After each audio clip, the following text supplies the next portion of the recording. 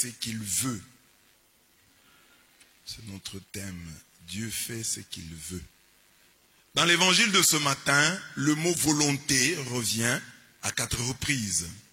Car je suis descendu du ciel pour faire non pas ma volonté, mais la volonté de celui qui m'a envoyé. Or, c'est la volonté de celui qui m'a envoyé que je ne perde rien de ce qu'il m'a donné, mais que je le ressuscite au dernier jour. Oui, telle est la volonté de mon Père, que quiconque voit le Fils et croit en lui ait la vie éternelle, et je le ressusciterai au dernier jour.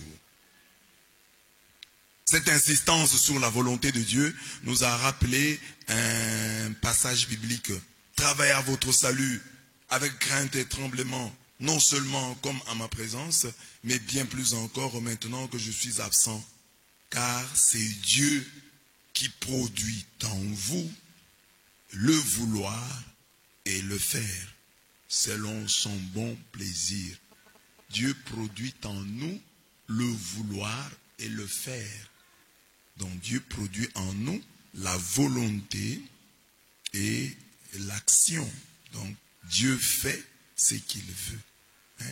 Il produit aussi en nous le vouloir et le faire pour que nous aussi, nous puissions faire ce qu'il veut.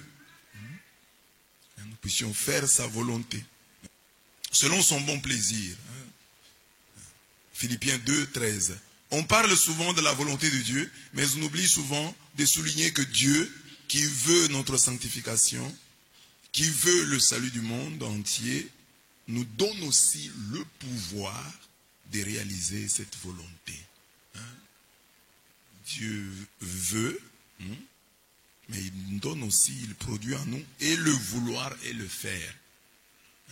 Il veut des choses, mais il nous donne les moyens de pouvoir les mettre en pratique. Chacun de nous peut témoigner dans sa vie que Dieu ne se limite pas à vouloir des choses pour nous, mais il les fait. Il nous donne des moyens de les faire. Dieu ne peut pas nous demander des choses irréalisables. Comme vous ne demandez pas à l'ordinateur ce que vous ne lui avez pas donné. Vous ne demandez pas à votre téléphone ce que vous ne lui avez pas donné. Par exemple, demandez au téléphone, donne-moi le numéro du gouverneur. Si tu ne l'as pas enregistré là-bas, le numéro du gouverneur n'est pas là. Pour que le numéro du gouverneur soit dans le téléphone, il faut l'avoir enregistré. Alors Dieu ne peut pas nous demander quelque chose qu'il ne nous a pas donné. Ce qu'il n'a pas mis en nous, il ne nous le demande pas. Tout ce que Dieu nous demande, il sait que nous l'avons. Et parce que lui-même l'a mis en nous.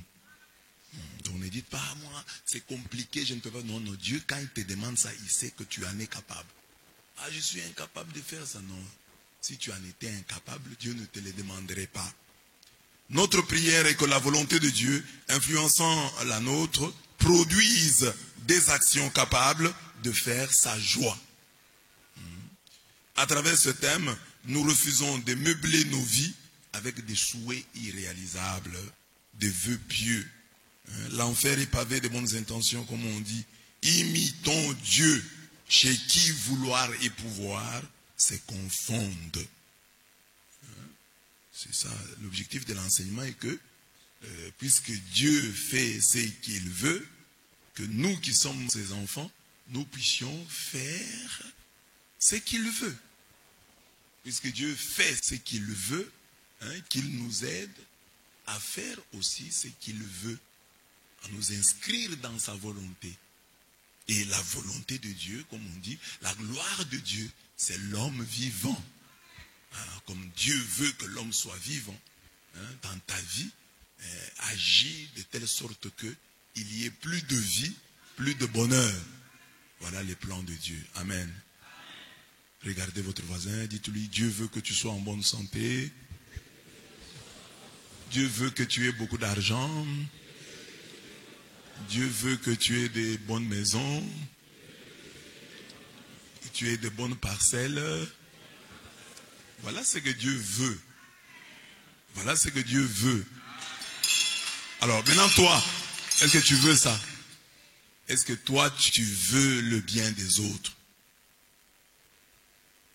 Comment tu te sens quand quelqu'un est bien?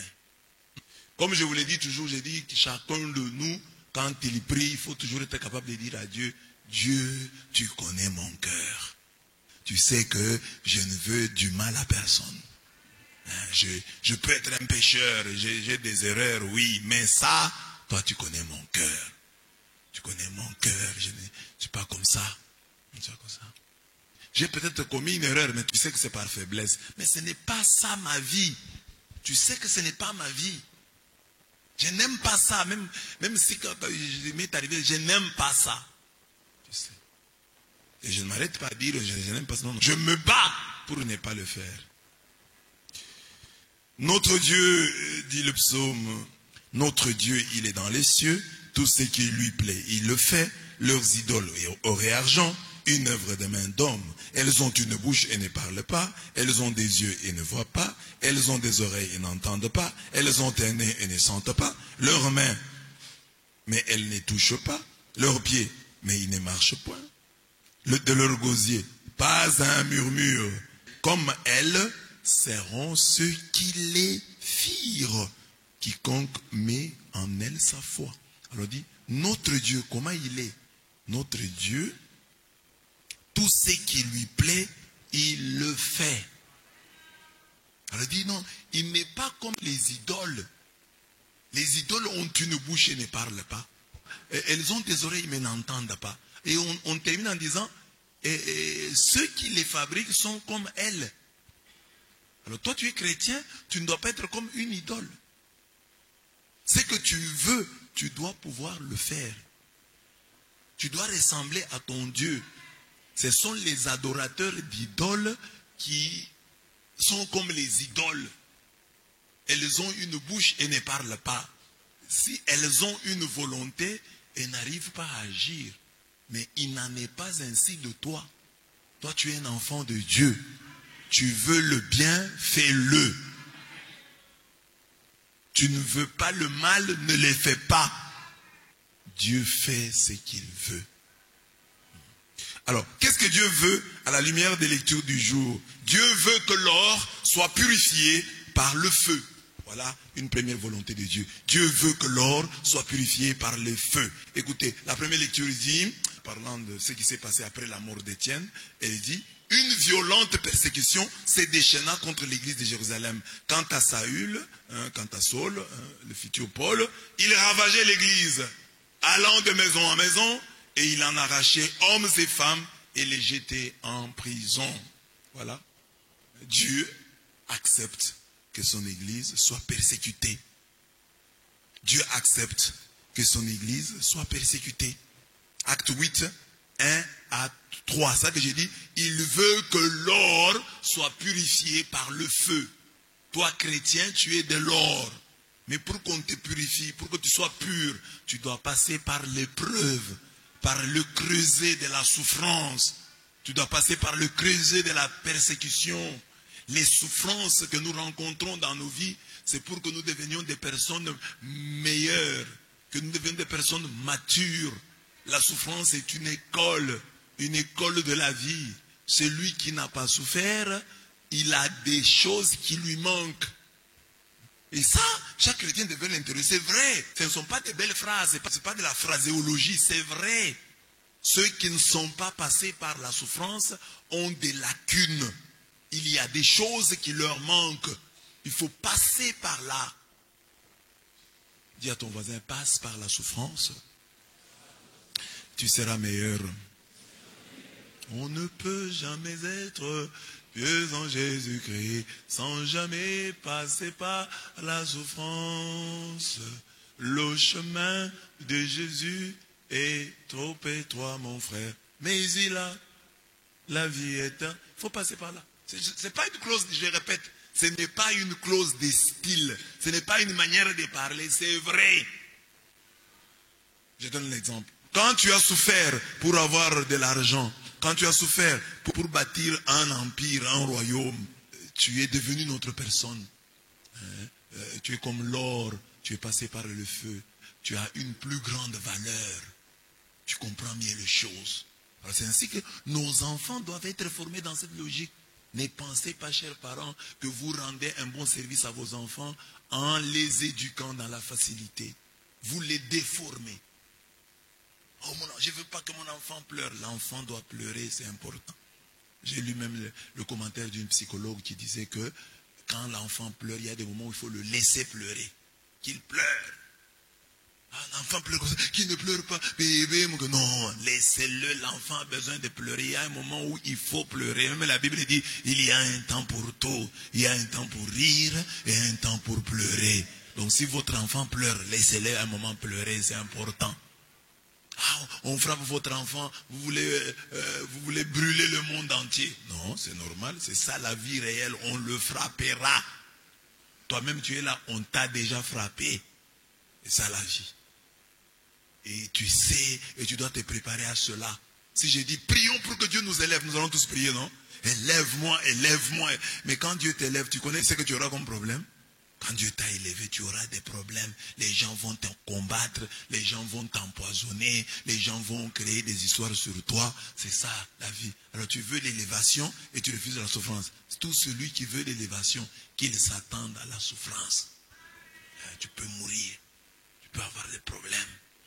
Donc il faut passer par là. Ça fait mal. Je ne dis pas que tu vas accueillir ça à cœur joie, tu vas rire. Non, ça te fait mal. Mais c'est important. Dis à ton voisin, tout ce qui ne te tue pas te rend meilleur, te rend fort. Alors écoutez, Dieu va utiliser la persécution pour sa gloire. Écoutez, acte 8, 4 à 5. Ceux-là donc qui avaient été dispersés s'en allèrent de lieu en lieu en annonçant la parole de la bonne nouvelle. C'est ainsi que Philippe, qui était descendu dans une ville de la Samarie, il proclamait le Christ. Donc vous voyez, c'est quand ceux qui étaient persécutés, en fuyant, vont répandre la bonne nouvelle. S'il n'y avait pas la persécution, l'évangile peut-être n'arriverait pas où nous sommes. L'évangile s'est répandu parce que les chrétiens persécutés fuyaient.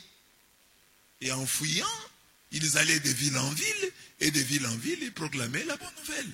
Jésus l'avait déjà annoncé. Matthieu 10, 18, il avait dit, à cause de moi, on vous traînera devant des gouverneurs et des rois, et vous rendrez témoignage face à eux et aux païens. Ah, donc on va vous traîner devant les tribunaux, mais ce sera pour vous une occasion pour rendre témoignage. Eux vont penser qu'ils vous persécutent, mais chaque fois que vous irez de ville en ville et de lieu en lieu, ce sera pour vous une occasion pour témoigner. La souffrance est inhérente à la vie, mais Dieu s'en sert pour nous former. Dieu s'en sert pour renforcer nos capacités. Dieu s'en sert pour nous rendre matures, pour nous rendre humbles, pour nous rendre prudents. Vous voyez, par exemple, aujourd'hui, là, on vous parle du poison. Oh, on peut empoisonner votre vie. Mais tant que vous n'êtes pas encore empoisonné, vous pouvez penser que c'est loin, ça n'arrive qu'aux autres. Mais quand ça vous arrive à vous, vous prenez maintenant des précautions. Vous dites, non. Donc, l'épreuve peut te rendre prudent. Te rendre prudent. Beaucoup de textes bibliques vont dans ce sens. Si l'or doit subir l'épreuve du feu, et ce n'est qu'une chose périssable. L'or qui est périssable passe par le feu pour devenir meilleur. Combien plus votre foi qui a beaucoup plus de valeur. Et vous en recevrez louange, gloire et honneur quand Jésus-Christ se montrera à découvert. Ça c'est 1 Pierre 1, 7. Siracide 2, 5 dit, car l'or est éprouvé dans le feu et les élus dans la fournaise de l'humiliation. Les élus sont éprouvés dans la fournaise de l'humiliation. Quand tu passes par l'humiliation, tu deviens une personne mature et meilleure. Or, tous ceux qui veulent vivre pieusement en Jésus-Christ seront persécutés. C'est ça, on ne peut jamais être pieux en Jésus-Christ sans jamais passer par la souffrance. 2 Timothée 3, 12. Il nous faut passer par bien des tribulations pour entrer dans le royaume de Dieu. Acte 14, 22. Vous aurez des tribulations dans le monde, mais prenez courage, j'ai vaincu le monde. Jean 16, 33. N'évacue donc pas la souffrance de ta vie. Profite de chaque souffrance, de chaque persécution pour devenir meilleur. Dis-toi, pourquoi Dieu, qui est un grand pédagogue, qui est un grand maître, accepte-t-il que je passe par ici? Chaque fois que tu tombes, profites-en pour ramasser quelque chose. Chaque fois que tu souffres, profites-en pour apprendre quelque chose. Que chaque souffrance soit une école de la vie. Ne sors pas d'une souffrance sans en avoir rien appris. 2. Dieu veut que nous allions vers Jésus. Tout ce que me donne le Père viendra à moi. Et celui qui vient à moi, je ne le jetterai pas dehors. Car je suis descendu du ciel pour faire non pas ma volonté, mais la volonté de celui qui m'a envoyé. Or, c'est la volonté de celui qui m'a envoyé que je ne perde rien de tout ce qu'il m'a donné, mais que je le ressuscite au dernier jour. Oui, telle est la volonté de mon Père, que quiconque voit le Fils et croit en lui ait la vie éternelle, et je le ressusciterai au dernier jour. Dieu veut que nous allions vers Jésus. Aller vers Jésus, c'est croire en lui. Ceux qui vont à Jésus ne seront jamais jetés dehors. Mais ils seront sauvés, ils seront ressuscités au dernier jour et pourront ainsi hériter la vie éternelle. C'est l'objectif qui porte toutes les Écritures, toutes les saintes Écritures. Pourquoi est-ce qu'on a écrit la Bible? Les textes les disent bien, Jean 20, 30 à 31. Jésus a fait sous les yeux de ses disciples encore beaucoup d'autres signes qui ne sont pas écrits dans ce livre. Ceux-là ont été mis par écrit pour que vous croyiez que Jésus est le Christ, le Fils de Dieu, et pour qu'en croyant, vous ayez la vie en son nom. Voilà la visée des Écritures. Pourquoi est-ce qu'on a écrit la Bible? Pourquoi est-ce qu'on prêche? Pour que vous croyiez que Jésus est le Christ, le Fils de Dieu, et pour qu'en croyant, vous ayez la vie en son nom. Tout ce qu'on fait à l'église est christocentrique. Nous tourne, nous amène vers le Christ, ne l'oubliez jamais. Même quand nous catholiques, nous parlons de Marie, c'est pour aller vers Jésus. Notre foi n'est pas mariocentrique, elle est christocentrique. C'est le Christ qui est le centre. C'est du débordement de l'amour de Jésus, je ne cesse de vous le dire, que nous aimons Marie. C'est en mangeant le fruit que nous nous sommes dit, cherchons l'arbre. D'où vient le fruit? Le fruit, c'est Jésus. Et c'est lui qui attire maintenant notre attention sur l'arbre. Amen.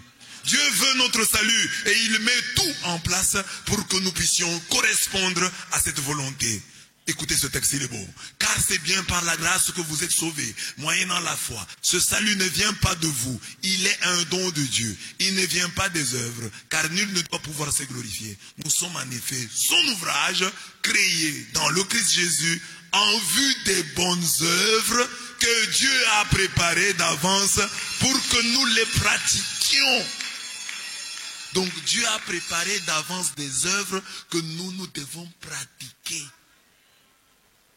Donc, même pour nous sauver, il a préparé d'avance des œuvres. Il dit, voilà, la charité. Ça, c'est la charité, les gestes de charité que posera Roméo. Il a déjà préparé ça. Donc, même quand tu fais le bien là, c'est grâce à Dieu. C'est quoi ça dit? Pour que personne ne vienne s'enorgueillir. Hein? Il ne vient pas des œuvres. Notre salut ne vient pas des œuvres. Car nul ne doit pouvoir se glorifier. Même le bien que vous faites, c'est parce que Dieu l'a préparé pour vous. Vous ne le faites pas par votre propre force. C'est ainsi que le matin vous vous réveillez, Seigneur, donne-moi l'amour. Seigneur, donne-moi l'espérance. Seigneur, donne-moi la charité. Donne-moi la foi.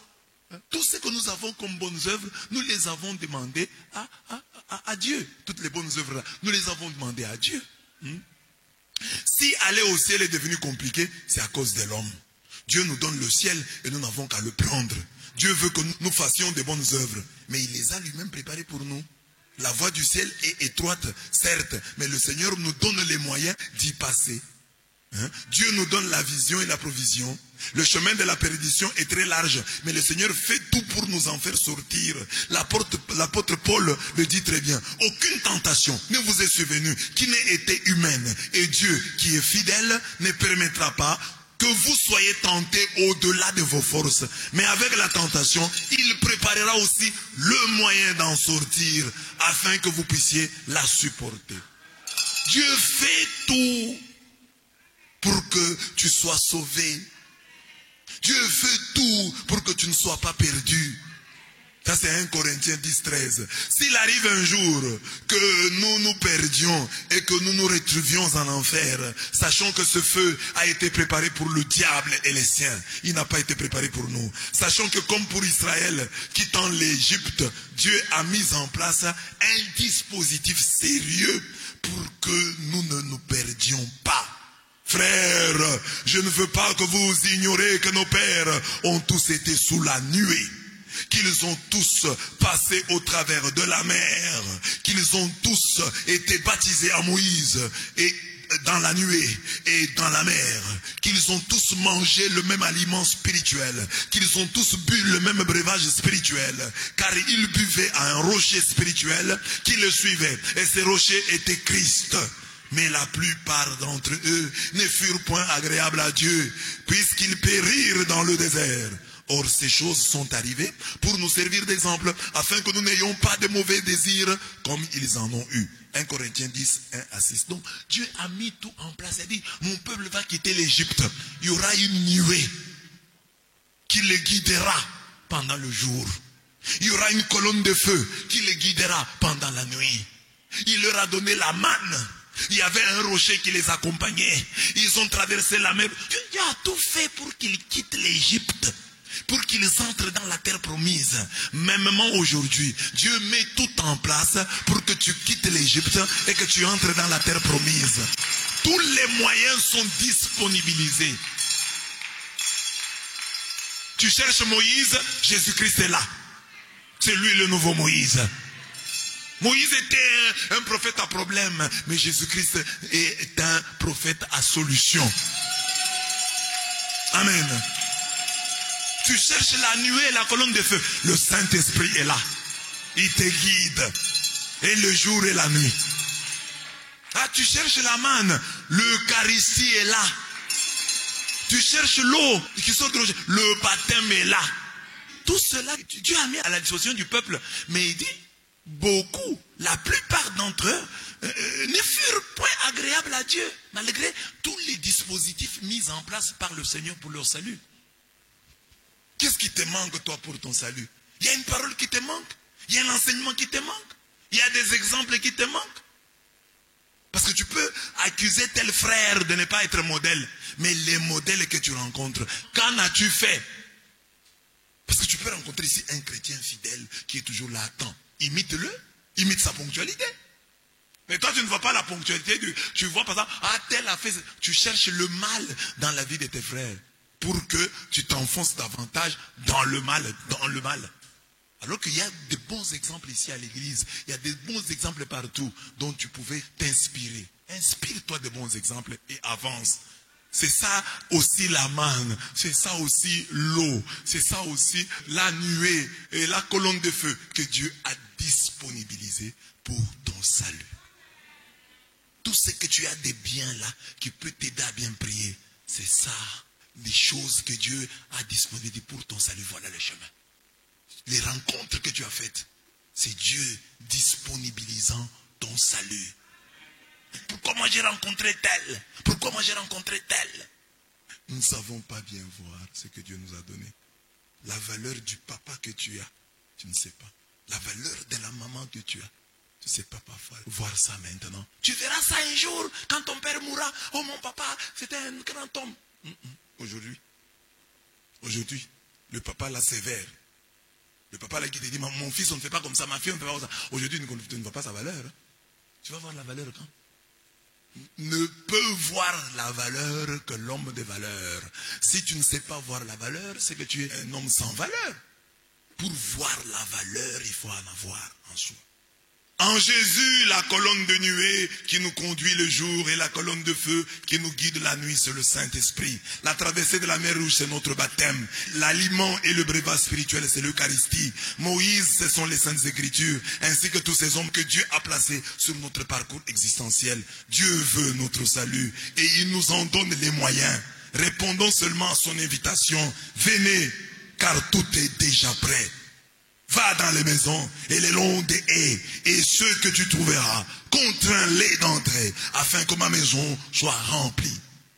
Dieu chante, venez, tout est prêt, venez, venez, tout est prêt pour le banquet. Il ne dit pas, amène la chaise, non. On a déjà rangé les chaises. Amène la table, non. On a déjà rangé. Venez, tout est prêt. Venez, venez, tout est prêt pour les... Il t'a demandé d'amener l'assiette, non. La fourchette, non. De payer, non. Tout est prêt. Venez, tout est prêt. Venez, venez, tout est prêt pour le... Et c'est pour le banquet, hein? C'est pas pour un petit repas de rien du tout. Le repas de merde que tu as chez toi là. Foufou plus piment, beaucoup de piment et beaucoup de feuilles de manioc et un semblant de viande. Mais ici c'est un banquet. Venez, tout est prêt. Venez, tout est prêt. Il t'a dit d'amener le cadeau. Il t'a dit d'amener le cadeau. Tout est prêt. Toi, tu viens seulement, tu viens manger. C'est ça, on dit ici. Hein? Luc 14, 17 à 23. Venez car tout est déjà prêt.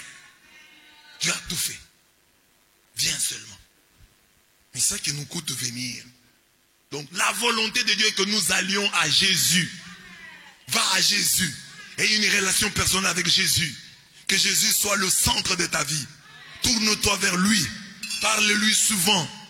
Parle de lui tout le temps. Sans que Jésus est présent dans ta vie. C'est ça la volonté de Dieu. Dieu veut que tu acceptes Jésus. Que tu introduises Jésus dans ta vie. Que Jésus soit le centre de ta vie. Voilà ce que Dieu veut. Et il le fait. Il met tout en place pour que tu ailles vers Jésus. 3. Dieu veut que l'onction aille au-delà de notre fonction. Voilà. Là, c'est l'exemple que nous avons suivi dans l'évangile. Les Philippe.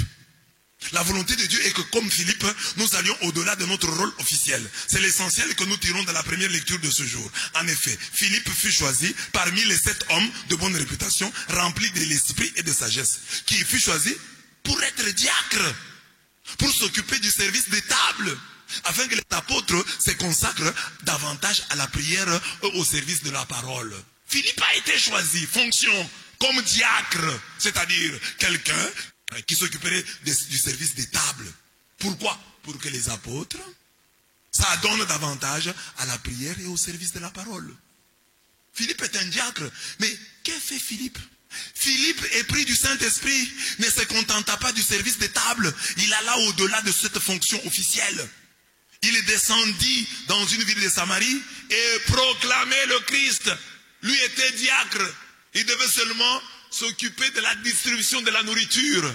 Mais on le voit dans la Bible en train de donner la nourriture spirituelle. Alors que lui, on lui avait dit, tu es diacre, donne aux autres la nourriture matérielle. Le repas pour le corps.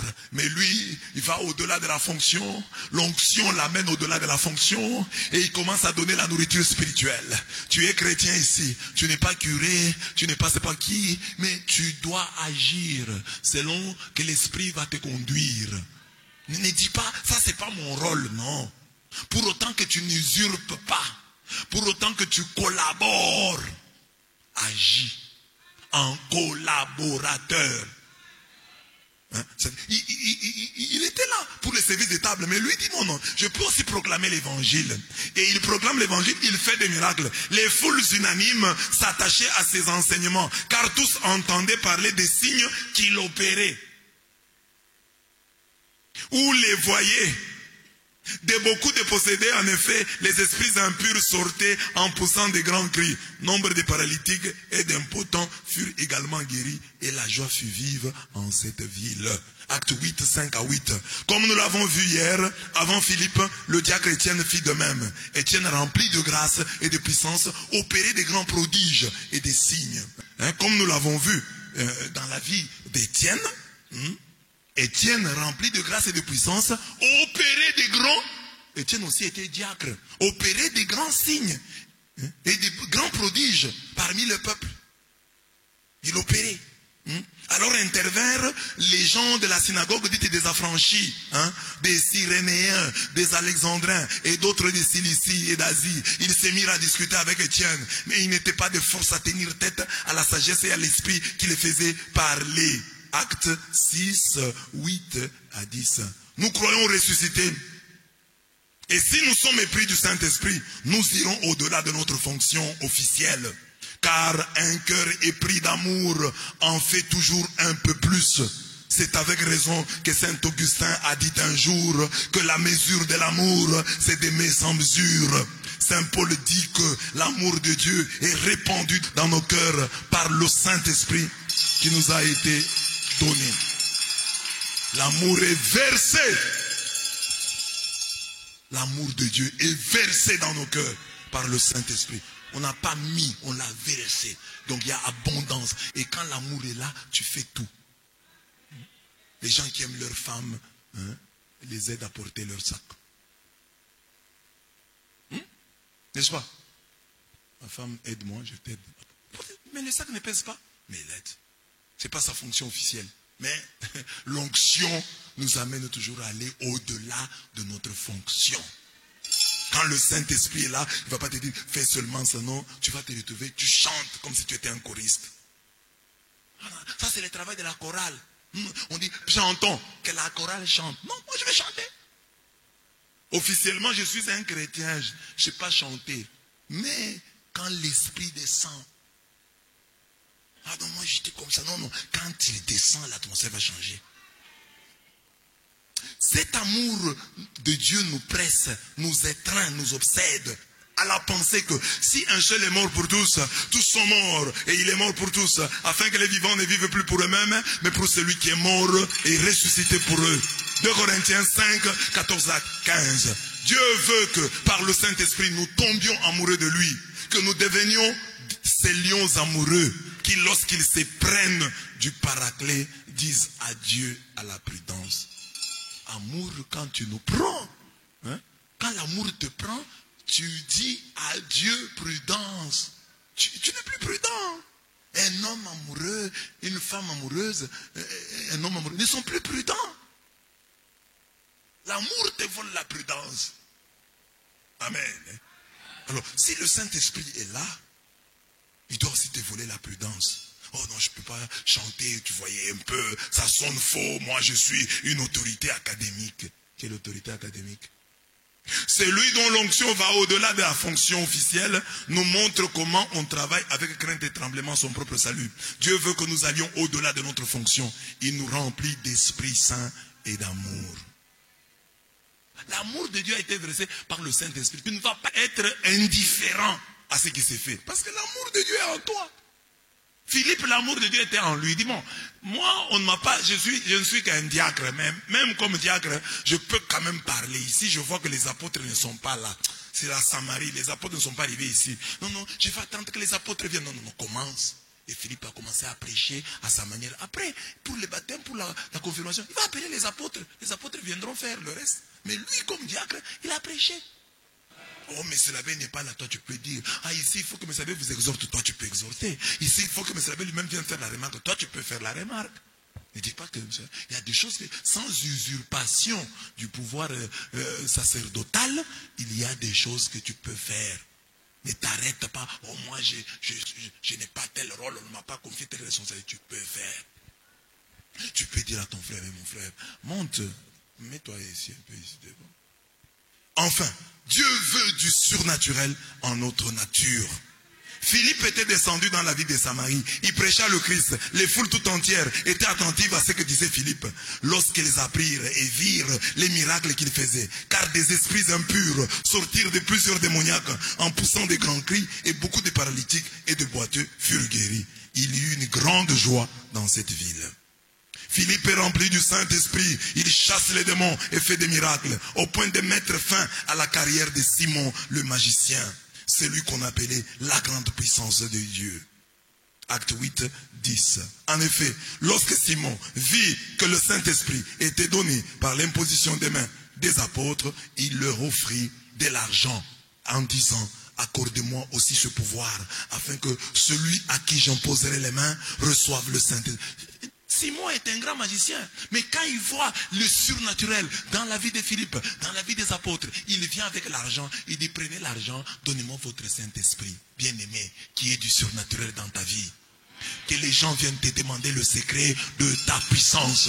Tu ne peux pas être un chrétien si tu es là, parce que le monde d'aujourd'hui croit à la sorcellerie, croit aux fétiches, croit à la magie, croit aux loges. Dès qu'il voit que tu brilles, il va penser que toi aussi, tu es allé à la même source qu'eux. Ils vont penser à ça. Donc tous les magiciens, les sorciers, ils vont penser que toi aussi, tu t'abreuves à la même source. C'est là que tu dois leur montrer que toi, tu as mis ta foi dans le Tout-Puissant. Dans le Tout-Puissant. Il peut avoir un féticheur puissant, une loge puissante, mais toi, tu as mis ton espérance dans le Tout-Puissant. Ils viennent là. Simon vient avec l'argent. Prenez, donnez-moi votre Saint-Esprit là. Il va acheter le Saint-Esprit. Mais aujourd'hui, nous les chrétiens, nous sommes les grands plaignards. Nous sommes les grands soupçonneurs, les maîtres du soupçon. Dès que je vois la richesse, la gloire chez quelqu'un, il a touché au fétiche, il a corrompu. Nous trouvons toujours le mal caché dans le bien dont l'autre jouit. Mais ici, on nous dit non. Il ne doit pas en être ainsi. C'est eux qui doivent nous envier. Daniel, Shadrach, Meshach, Abednego à Babylone. Daniel 1,20. 10 fois supérieur aux magiciens, aux défunts d'Égypte. Deviens 10 fois supérieur aux magiciens de ton quartier, aux défunts de ton quartier. Qu'il ne te dépasse pas. Amen. Que le Saint-Esprit te change en un autre homme. C'est arrivé à Saül. Samuel lui a dit: tu seras changé, l'esprit de Yahweh fondra sur toi, tu entreras en délire et tu seras changé en un autre homme. Que les sorciers qui te frappaient, qui te faisaient du mal, sentent chaque jour que tu es en train de devenir un autre homme. Si avant, quand il venait, il te trouve sur le lit là, tu es étendu sur le lit, il te voit en chair et en os. Ça, c'est la première fois, il venait comme ça, il te trouvait en chair et en os. Une autre fois, ils viennent comme ça, ils trouvent ta jambe qui n'est plus en chair et en os.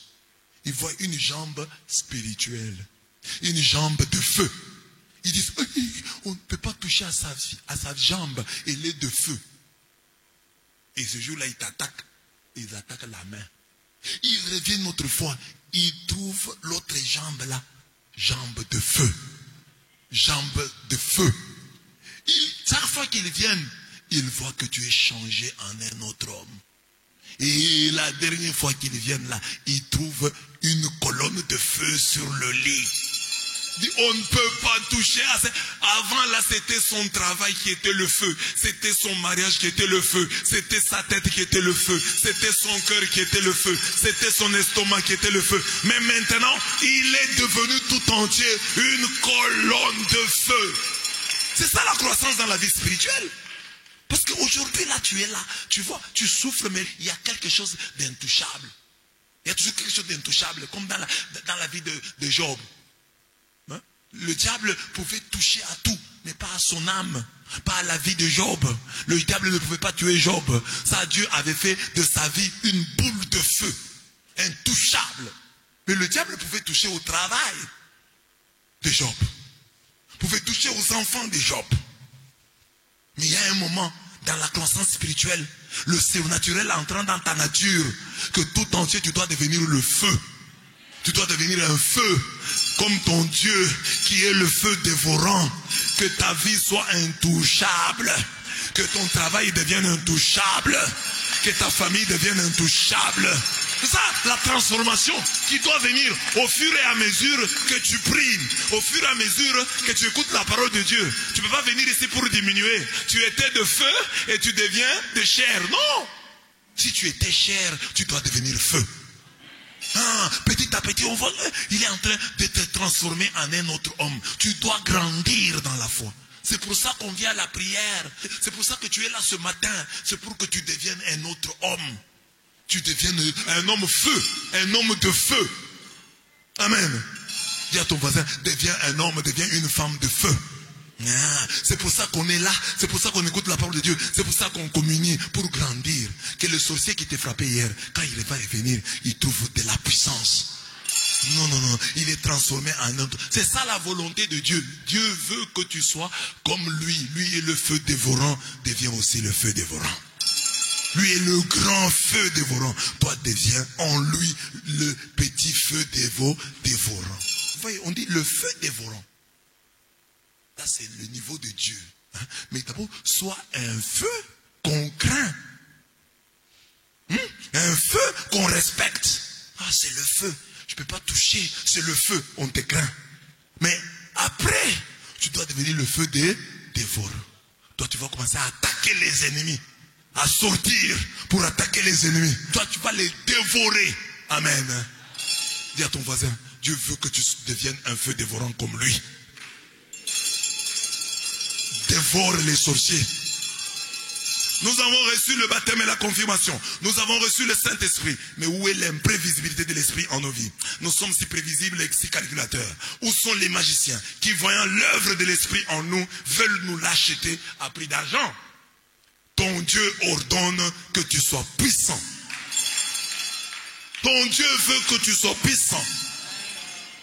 Ton Dieu fait tout pour que tu sois puissant. Affermis, ô Dieu, ce que tu as fait pour nous.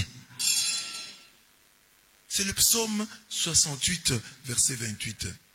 Ton Dieu ordonne que tu sois puissant, mais l'homme prie, dit, affermis, ô Dieu, ce que tu as fait pour nous. Tu peux y arriver par la prière, le jeûne, la confession, et surtout par la consécration de toute ta vie. Prie, jeûne, confesse-toi et consacre ta vie, et tu deviendras ce puissant que Dieu veut voir. Ce puissant que Dieu souhaite rencontrer en toi. Parce que lui qui fait ce qu'il veut aussi que toi, tu fasses ce que tu veux. Nous avons parlé aussi, le premier point, il a dit, l'or doit être prouvé par le feu. Donc tu peux rencontrer des épreuves, ça ne sera pas 100%, parce que tu n'es pas Dieu, tu ne seras pas Dieu. Mais quand même, à 80%, à 90%, que tu fasses ce que tu veux. Que Dieu vous bénisse.